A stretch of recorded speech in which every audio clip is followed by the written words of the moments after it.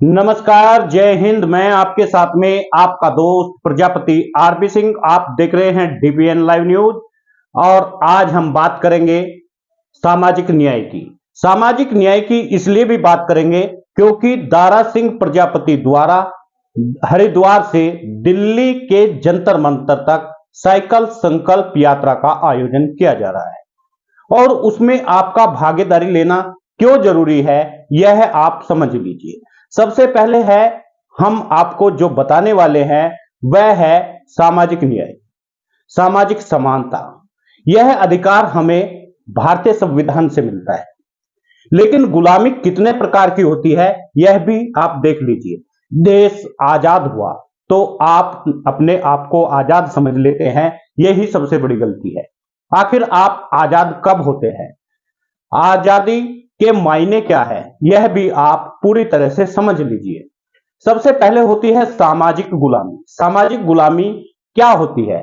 जब हम किसी एक गांव में रहते हैं और वहां एक ही जाति का दबदबा है, उस जाति में जब हमारा अकेला घर होता है या हमारे दो घर होते हैं तो वे हमारे ऊपर सामाजिक प्रेशर बना सकते हैं, वे हमारे से बेगार करा सकते हैं, वे हमें डरा सकते हैं, धमका सकते हैं, वह हमारी जबरदस्ती वोट ले सकते हैं।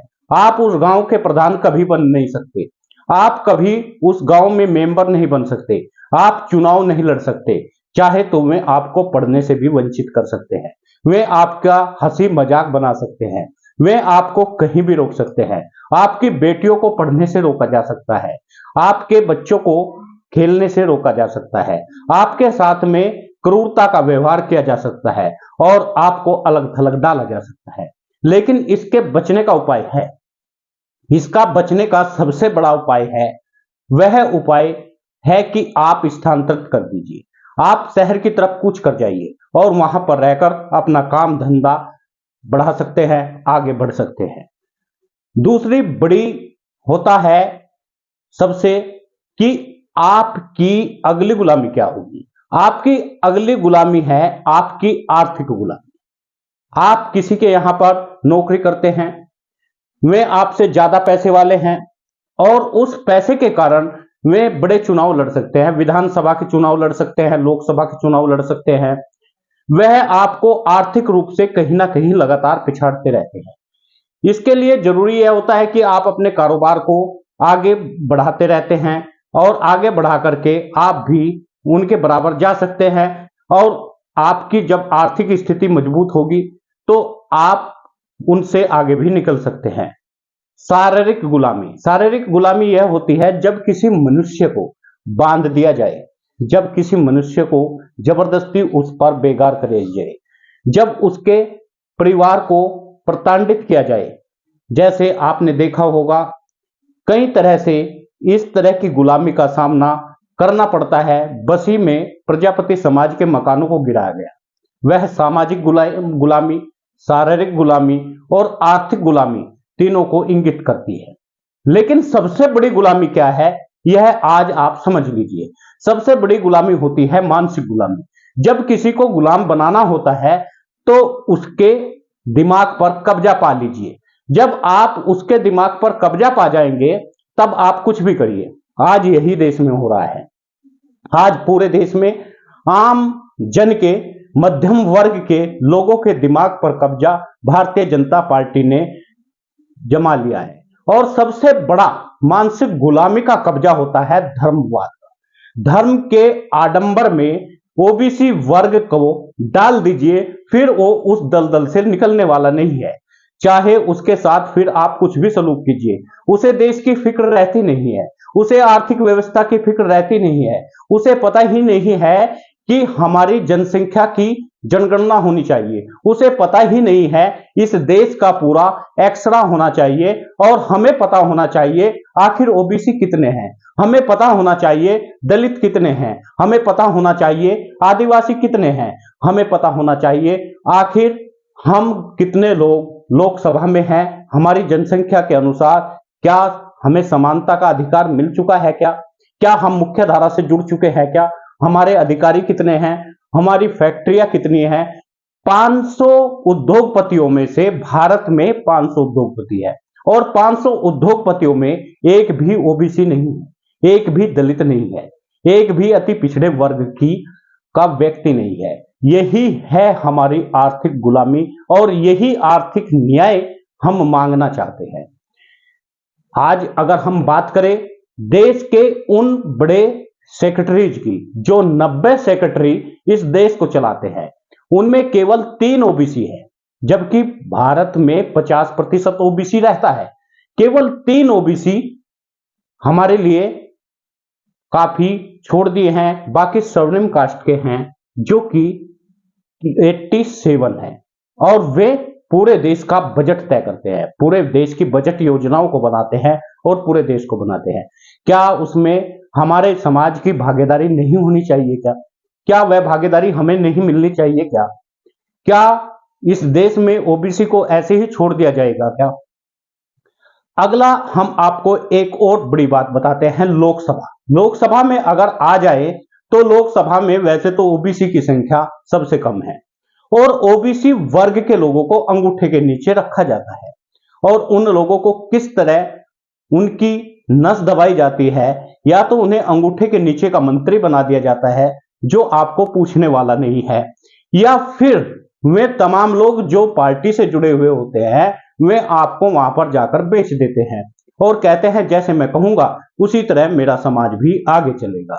इसी बात को लेकर के दारा सिंह प्रजापति ने साइकिल संकल्प यात्रा का आयोजन किया।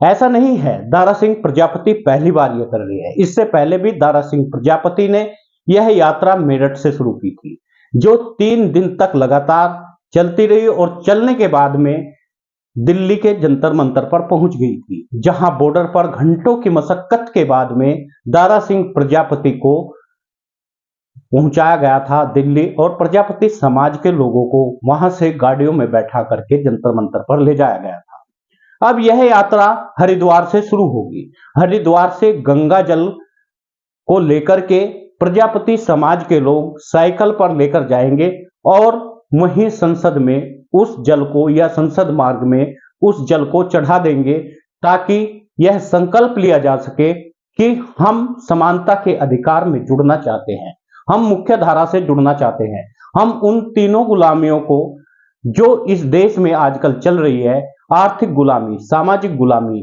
और मानसिक गुलामी को त्याग देना चाहते हैं।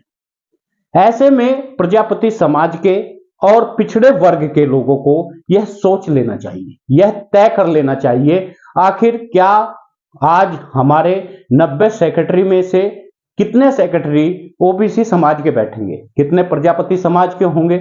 और यह भी इस देश में नोटबंदी की जरूरत नहीं है, इस देश में इमरजेंसी की जरूरत नहीं है, इस देश में मंदिर की भी जरूरत नहीं है, इस देश में जरूरत है एक्सरे की। हमें यह देखना चाहिए कि जिनको योजनाएं मिल रही है क्या वे वास्तविक रूप से गरीब है क्या उनके पास में वे जो हमारा अनाज खा रहे हैं, इस देश का अनाज खा रहे हैं, वो अनाज लेने लायक है क्या? आज पूरे देश का एक्सरे की जरूरत है और यह भी देखने की जरूरत है वास्तविक आरक्षण की जरूरत किसे है। आखिर दलितों का आरक्षण क्या एक ही जाति खा रही है क्या? ओबीसी वर्ग का आरक्षण क्या वे लोग खा रहे हैं जो धनाढ्य है, जिनके पास में बल है, जिसके पास में धन है, जिसके पास में जमीन है? क्या सामान्य वर्ग में भी गरीब है क्या? यदि गरीब है तो उनकी भी छटनी होनी चाहिए और यह सामाजिक न्याय के लिए एक यात्रा निकलनी चाहिए और इसमें यह मांग रखनी चाहिए कि यह सामाजिक न्याय की यात्रा आखिर इस देश को के लिए कितनी जरूरी है। आज यदि हम देख लेते हैं, हम उदाहरण के तौर पर प्रजापति, धीमान, बढ़ई, लोहार तमाम जातियों को उठाकर देख लेते हैं जो शिल्पकार है, जो गांव में इक्का दुक्का 2 या 4 घर रहते हैं। क्या उन्हें प्रधान बनने का हक है क्या? क्या वे चुनाव लड़ सकते हैं जिला पंचायत का?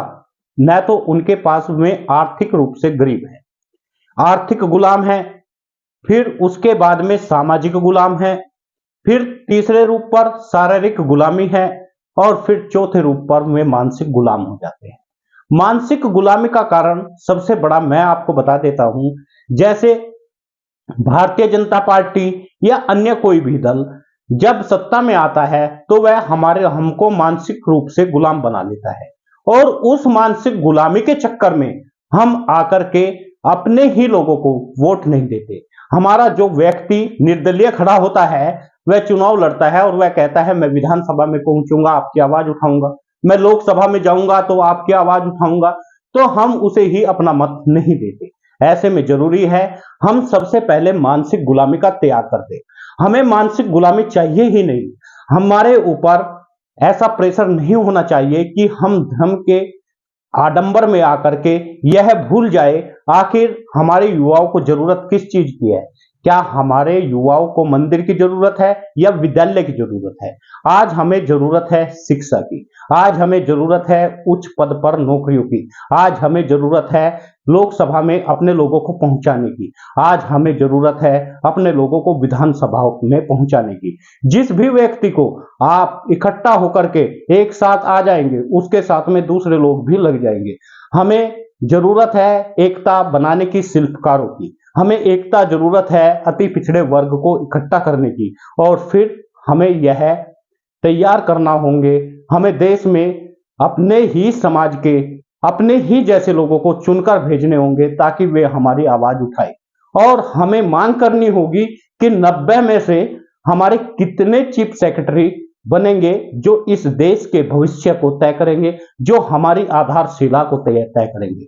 आप सभी मित्रों से निवेदन है आप वीडियो को शेयर जरूर करिए और जागरूकता फैलाइए। और आपसे निवेदन है अगर आपने न्यूज चैनल को डीपीएन लाइव न्यूज को अभी तक सब्सक्राइब नहीं किया तो कर लीजिए ताकि हर खबर आप तक पहुंच सके।